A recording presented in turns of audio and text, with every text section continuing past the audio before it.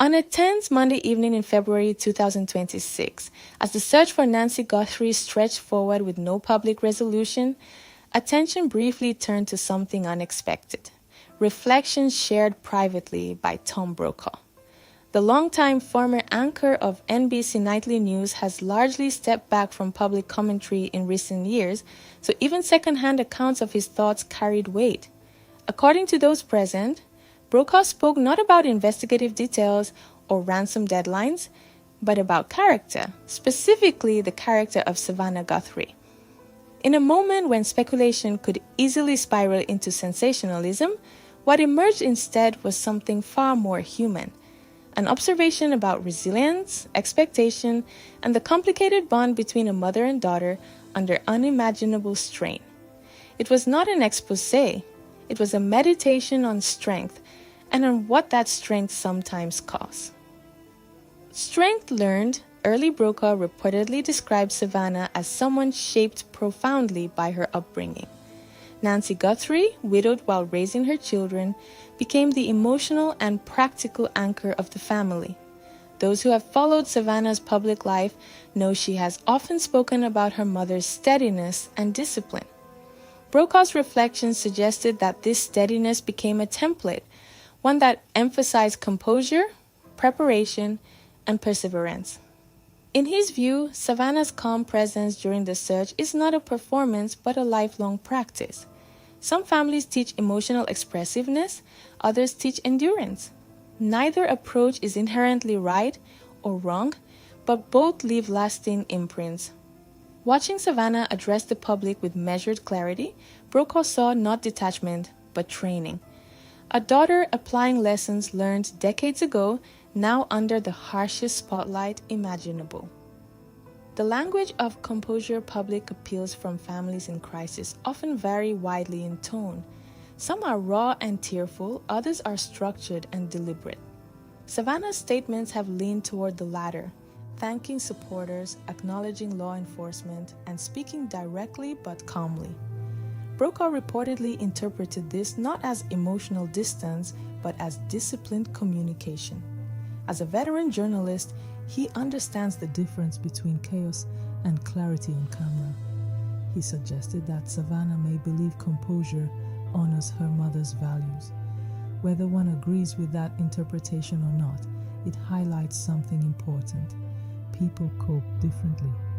For some, expressing visible anguish is cathartic. For others, maintaining structure creates a sense of stability when everything else feels uncertain.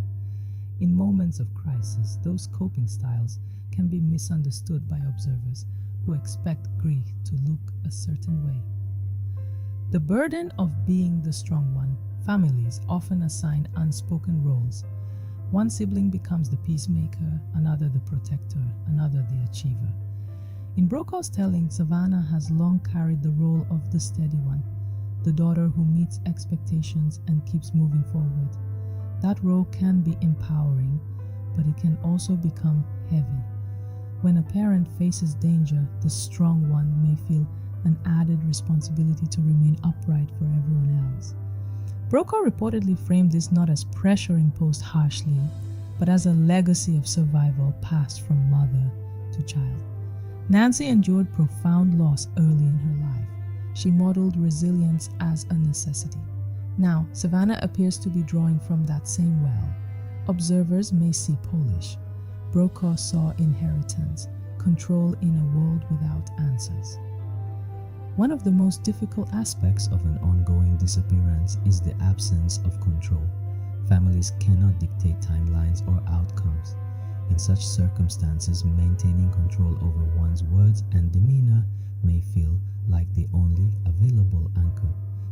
Brokaw's reflections suggested that Savannah's careful phrasing and measured tone are ways of reclaiming a small piece of agency.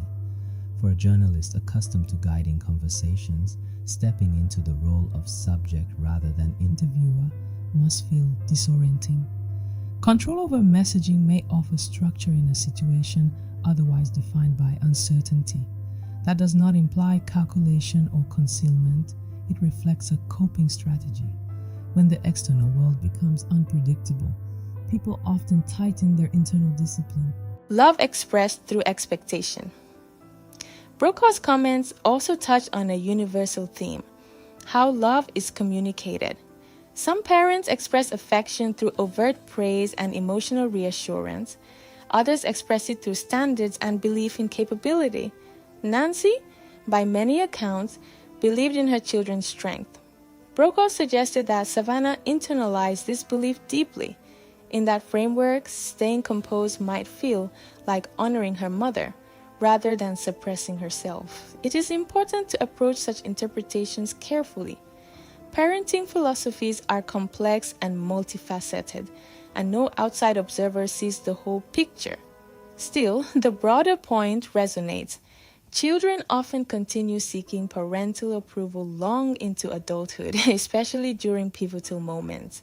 That desire can shape how they show up publicly and privately.